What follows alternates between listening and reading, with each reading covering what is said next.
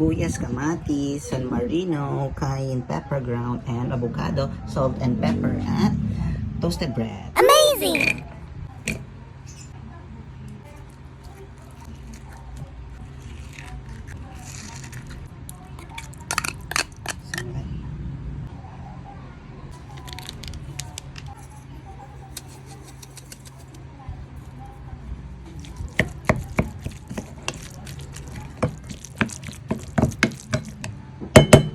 Okay na to. Let's try the guacamole. Bumili lang ako ng toasted breads. Own version of guacamole. Try na natin. Sarap. Perfect. Amazing! So, try nyo na to. This is amazing. Ang sarap. Na-stress ako sa paghahanap sa palengke ng basil tsaka cilantro. Magkaiba pala yun. Kala ko mag-isa lang. Kala ko ayun yung nilalagay sa pancet.